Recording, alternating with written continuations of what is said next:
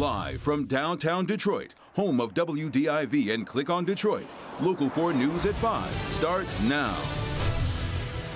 The checks are almost in the mail. The House passes the $1.9 trillion COVID relief bill. It's on its way to the president's desk. So when will you see the money? Ben. Kim, we hit a record this afternoon, and now the rain and the wind is going to hit us. We'll time it out for you coming up. But we begin with what was then hard to imagine. Exactly 1 year since the state confirmed its first cases of COVID-19, we've now surpassed the 600,000 positive test mark in the state. It was March 10th, 2020. Governor Whitmer announced the state's first cases of COVID-19. Here we sit today, 365 days later, and the pandemic is not over. Today, the governor was back on the podium talking about the state's progress and a bit of a backslide. Let's get Sean Lay. He's live tonight. And Sean, the numbers are going in the wrong direction here. That's the news out of this looking back at the year. Let's look forward right now. Those numbers are going in the wrong direction, according to the state. Positive cases up 4.1%. Hospitalizations up 4% of hospital beds being used. And those new variants are being spotted in the state as we speak. The message today is that double down on protecting yourself from the danger. I'll never forget the night when I got the call that Michigan had identified our first cases of COVID-19. That was March 10th. As the governor looked back at the last 12 months that turned all of our lives upside down, Chief State Health Director Dr. Janae Calhoun looked forward, saying vaccine is the key to changing the months that are ahead. We realized that the best way to beat this virus is to work together. The governor then reminding all of us about the stay home, stay safe order last spring, the runs to the grocery store for toilet paper. She shared stories of love and loss because of this virus and how working with and listening to devastated small businesses to help us work through what a safe, effective reopening would look like. Slowly help businesses that survived reopen their doors. The governor also highlighting our frontline workers, like a nursing home employee named Carolyn from Westland, just days ago finally able to reopen to visitors. Carolyn said that day felt like Christmas. And the governor is asking all of us to turn on our porch lights from 8 to 9 tonight to remember all of those who we have lost. Tough times don't last, but tough people do. We in Michigan have been tested, and we are tough. Together, I know we'll beat this damn virus and rebuild our economy and our communities back stronger than ever before. Back here live, the overreaching message of today's news event with the governor was from Dr. J herself, saying vaccine is the key going forward. Kim, Devin, back to you. Okay, Sean, thanks. Also today, our Rod Maloney spoke one-on-one with the governor ahead of 5:30. What she had to say about her willingness to sit down with Republicans to negotiate that $1 billion plus in COVID relief. Then at 6, what she had to say about the state's nursing home policy during the pandemic in the face of potential legal action. Let's take a look at today's coronavirus numbers, and here is the steep increase. 2,316 new cases over the past 24 hours. As we told you off the top of the program, that puts the total number of coronavirus cases in Michigan over 600,000. State also reporting 7 more deaths due to coronavirus over the past day. And when it comes to the vaccine, new doses are making their way here to Michigan. 3.4 million doses have been distributed, with 2.6 million of those doses being administered.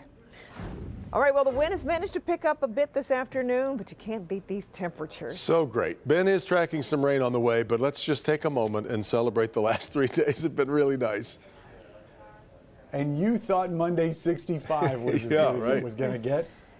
We topped that today. 70 degrees, guys, is where we finished out. That tied a record that was set almost a century ago, back in 1925. Still very warm, but we've come off of those highs. Currently 67 in Detroit, Ann Arbor's at 66, and mid-60s there in Port Huron and Adrian. But look at those gusts. They're getting close to 40 miles an hour in Ann Arbor right now, and may get even faster as we go later on tonight. We do not have a wind advisory out for us, but just off to the west, out there in the Lake Shore, the Lake Michigan shoreline on the west side of the state, all the way down to Texas and New Mexico. That's how much of an impact this front's going to have. So those gusts will be over 40 tonight. We will be seeing rain sometimes tonight and then most likely tomorrow.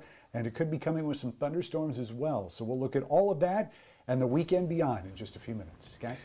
All right, Ben. First big legislative victory for the President Biden administration. The House has now passed the $1.9 trillion COVID relief bill, giving a lifeline to many who are suffering the economic effects of the pandemic. It comes as the president is ordering up 100 million more doses of the one-shot Johnson & Johnson vaccine. Let's get to Alice Barr with the latest in Washington. Alice?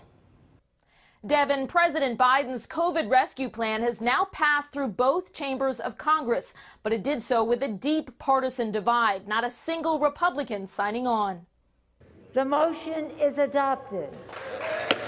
Help is on the way to small businesses, schools, and individual Americans as the House approves a massive $1.9 trillion COVID relief package, handing President Biden his first major policy achievement on his 50th day in office. This bill represents a historic victory for the American people.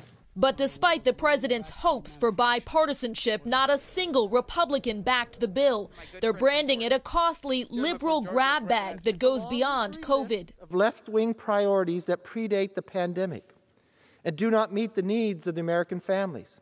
President Biden has promised to sign the bill right away, triggering the release of $1,400 stimulus checks for most Americans, along with child tax credits, extended unemployment, and billions for state and local governments and vaccines. We will crush the virus. We will provide direct relief to everyday Americans who are struggling. It comes as the president announces plans to buy an additional 100 million doses of the Johnson & Johnson vaccine, giving the country more than enough supply to vaccinate every American. I'm doing this because in this wartime efforts, we need maximum flexibility.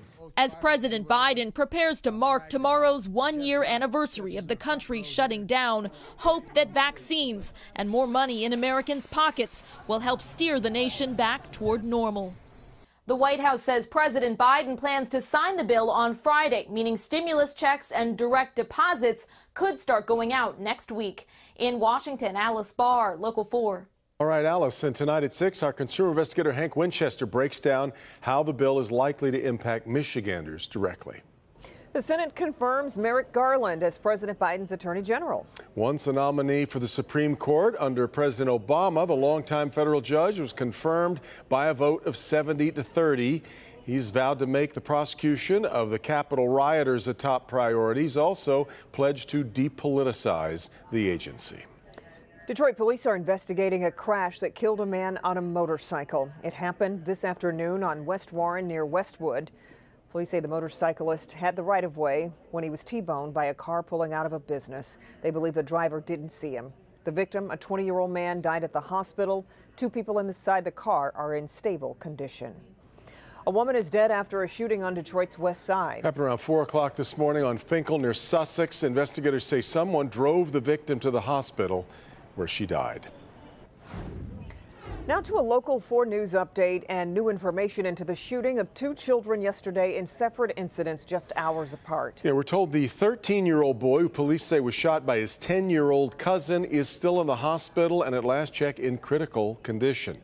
Better news, though, involving the 3-year-old who was shot in the arm. We're told that child is doing fine and is expected to make a full recovery. We bring in Larry Spruill, though, who spoke with Chief Craig this afternoon. Larry, he's fed up. Yeah, Devin and Kimberly, he says it just does not make any sense because both shootings could have been prevented. I also asked him what he thinks can be done. It should never happen. Detroit Police Chief James Craig says that's the bottom line when it comes to 2 shootings on Tuesday involving kids. The first one was on Justine Street, where a 13-year-old boy was accidentally shot by his 10-year-old cousin. Investigators say the children were home alone. The other one at a home on Elmira Street. That's where a 3-year-old was accidentally shot in the arm by another child. Police tell us a 4-year-old and a 13-year-old were also inside the home and no adults were there. I place focus on the adults who are irresponsible gun owners. My belief is they should be charged. Craig says Detroit has witnessed a violent 2 weeks, from people shooting at police officers to the most recent shootings. No longer can the police do it alone. We have to have our community partners stand with us.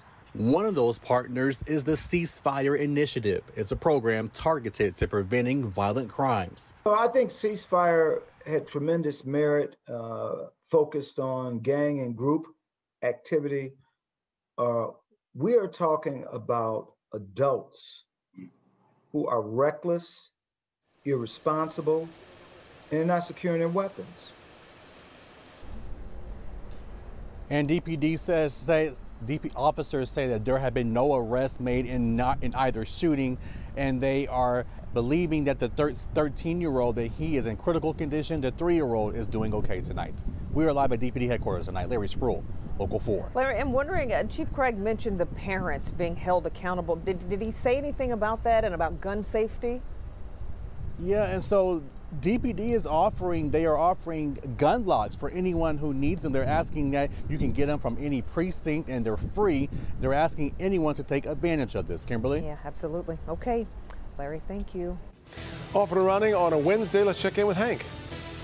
Seniors, many working to still get the first dose of the COVID-19 vaccine. They are frustrated. Well, tonight, coming up in my Help Me Hank report, you'll see how one family was successful. And you'll learn what you need to do in order to help secure an appointment of your own.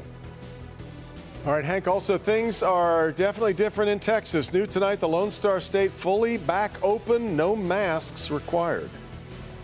But first, the absolutely chilling reason this Zoom court hearing has suddenly gone viral. The man charged with assault was caught in the middle of a dangerous lie. That story's next.